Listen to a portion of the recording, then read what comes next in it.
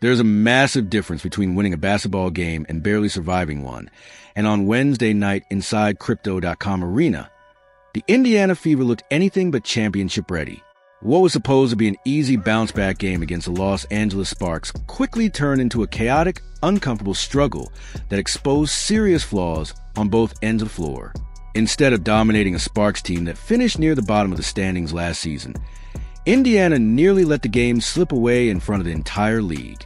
The Fever committed 24 turnovers, struggled badly from three-point range, made questionable coaching decisions, and watched a double-digit lead almost disappear during a tense fourth-quarter collapse. If Caitlin Clark and Kelsey Mitchell had not completely taken over late in the game, today's conversation around Indiana would sound very different. Yes, the Fever escaped Los Angeles with an 87-78 win, but the final score hides how shaky and vulnerable this team really looked. This was not the performance of a true title contender. It was survival.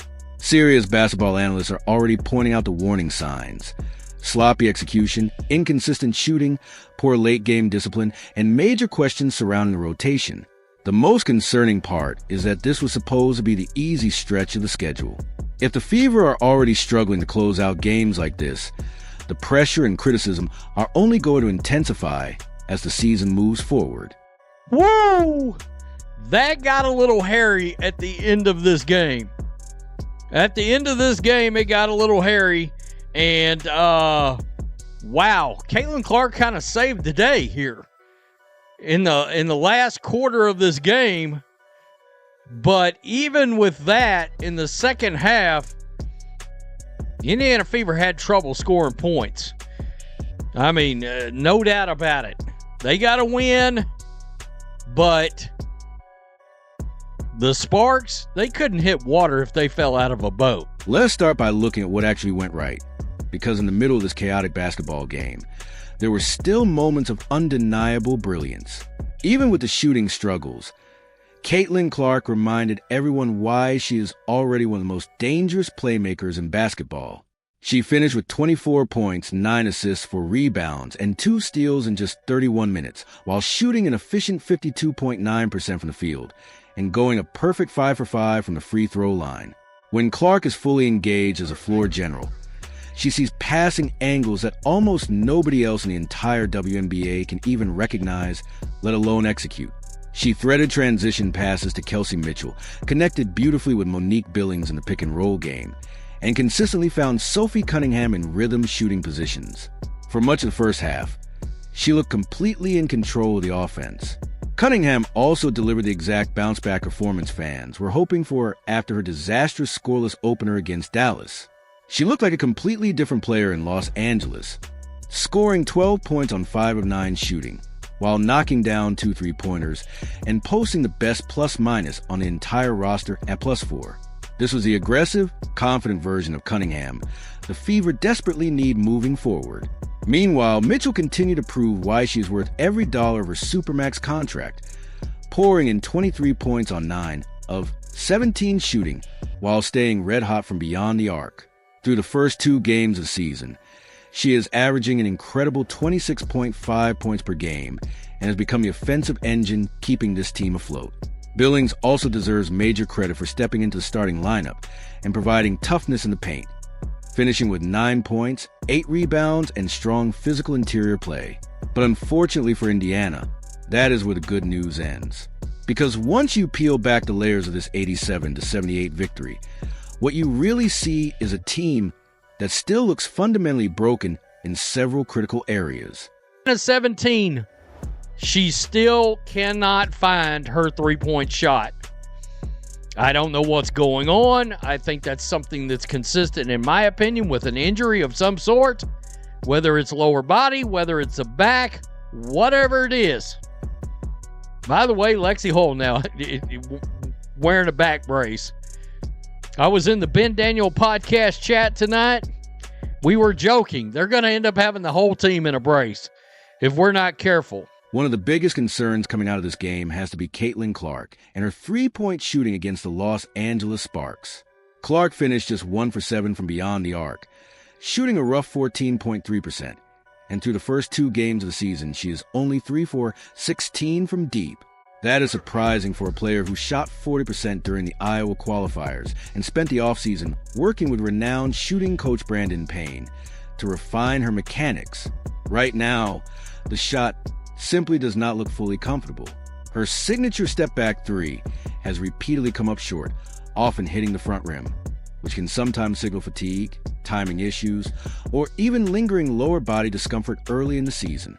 The encouraging part for Indiana is that Clark is still impacting the game at an elite level as a playmaker and floor general. But the Fever offense becomes far more dangerous when her perimeter shot is consistently falling. The other major issue is turnovers. Clark committed 6 turnovers against Los Angeles after recording 5 in the opener against Dallas, giving her 11 turnovers in just 2 games as the team's primary ball handler. To be fair, many of those mistakes came from aggressive high-level reads against defenders who were jumping passing lanes and pressuring the pick and roll, so they were not simply careless errors. Still, at the professional level, execution matters. Against rebuilding teams, you may survive those mistakes, but against elite contenders like the Las Vegas Aces or the New York Liberty, those same possessions can instantly turn into points the other way. That is why ball security is quickly becoming one of the biggest storylines to watch as the Fever continue adjusting to the pace and pressure of the early WNBA season. Yeah, got a little scary there at the end. Don't let anybody try to spin this, that this was some great defensive performance, because it was not. If they do, they are gaslighting you. They are absolutely gaslighting you. At one point, I saw the Sparks were 13 for 37 shooting the ball. Now, they scored a bunch of points in the last, And while we're on the subject of unsustainable basketball, there needs to be a very serious conversation about the rotational decisions being made by head coach Stephanie White. Right now, there's a massive elephant sitting on the Indiana Fever bench, and her name is Shatorai Walker-Kimbrough. For the second straight regular season game, Walker-Kimbrough received a DNP, coach's decision, and did not play a single second. She remained on the bench in street clothes despite showing throughout the preseason that she could provide exactly what this team desperately needs. In the preseason opener against the New York Liberty, Walker-Kimbrough was the best bench scorer on the entire roster, dropping 18 points while looking explosive, confident, and completely comfortable within the offensive system. She appeared to be the reliable veteran scoring option Indiana could lean on whenever the starters needed rest, which makes her complete absence from the rotation even more difficult to understand. Let's make sure we do not get confused with that, folks. Wow. Final 87-78. Fever scored 20 and 19 in the third and fourth quarters, respectively. Gave up 26 in the fourth quarter of this game. And escaped in LA. And yet, once the regular season began, Shatorai Walker-Kimbrough was suddenly pushed completely out of the rotation. That decision becomes even more questionable when you examine the Indiana Fever bench production against the Los Angeles Sparks. Indiana's starting 5 accounted for 67 points, while the bench managed just 20. Caitlin Clark and Kelsey Mitchell combined for 47 points by themselves, while the rest of the active roster contributed only 40. That is an enormous offensive burden to place on 2 players only 2 games into the season. Meanwhile, the second unit featuring Lexi Hull, Michaela Timpson, DeWanna Bonner, Natasha Howard, Raven Johnson, and Maya Caldwell combined to shoot just 6 of 17 from the field.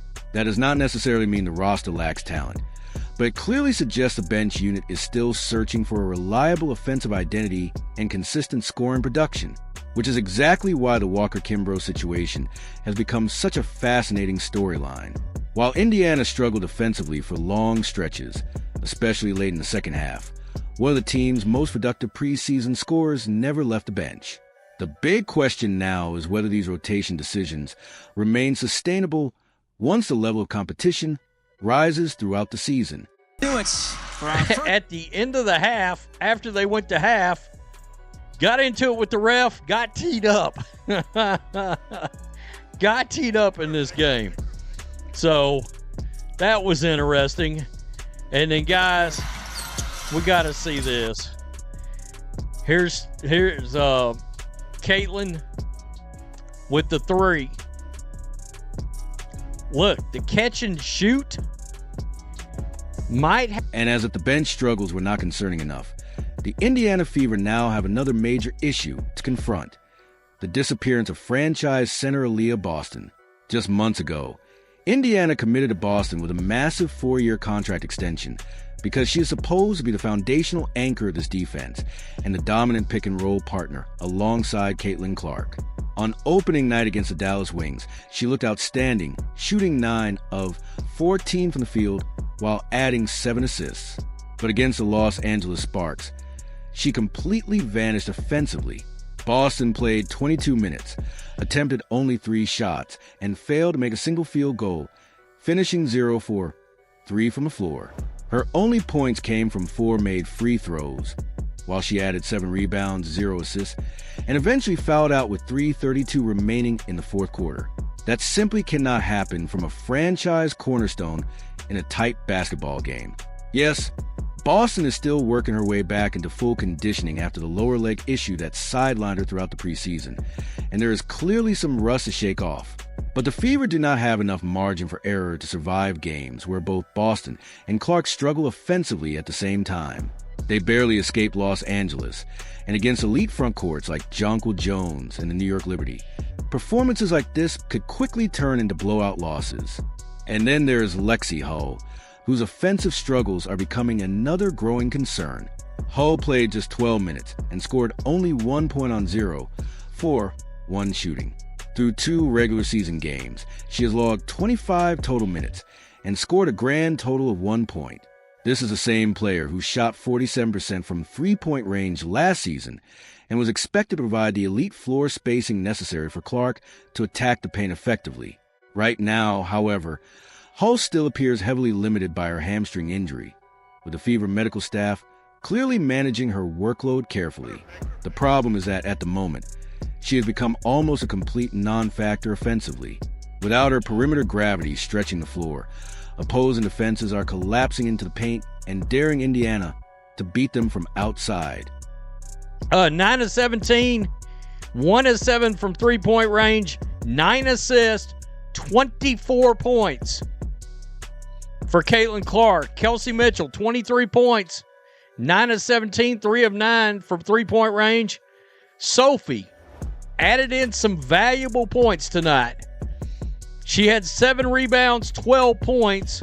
Monique Billings, 8 rebounds, 9 points in this ball game. And Kelsey Plum had 25 for the LA Sparks. Whoa. I got to tell you. So what happens next? What is the real, unfiltered takeaway from this 87-78 victory in Los Angeles? Do not let the post-game reactions convince you that the Indiana Fever suddenly played elite defense in the second half. The Los Angeles Sparks did not score only 78 points because Indiana shut them down. Los Angeles scored 78 because they played reckless, disorganized basketball for long stretches of the night. At one point in the third quarter, the Sparks were shooting just 13 for 37 from the field, missing wide-open layups, throwing careless passes into the stands, and repeatedly beating themselves with mistakes. The Fever did not put together a defensive masterclass. They simply managed to be slightly less chaotic than a struggling Western Conference team. Through the first 2 games of the 2026 season, this does not look like a championship contender. Indiana lost by 3 points to the Dallas Wings on May 9th and narrowly escaped Los Angeles by 9 points on May 14th. Right now, the offense is leaning almost entirely on the heavy-minute heroics of Caitlin Clark and Kelsey Mitchell, while the rest of the system struggles to find consistency. The workload on the Stars feels unsustainable. The bench production remains minimal. The turnover problem continues to be a major liability, and the team-wide three-point shooting has been alarmingly inconsistent. Yes, a win is still a win in the standings, and Indiana now sits at 1-1 on the season, but the WNBA schedule only gets tougher from here. If head coach Stephanie White cannot help stabilize Clark's perimeter shooting, find a meaningful role for Shatorai Walker-Kimbrough in the second unit, and get Aaliyah Boston consistently performing like a franchise superstar, then this team may be headed toward postseason disappointment instead of championship run. The real tests are still ahead, and the rest of the league is studying this film closely. So now the questions become impossible to ignore. Should Fever fans feel relieved that the team escaped with victory, or worried about the 24 turnovers and shaky late-game execution?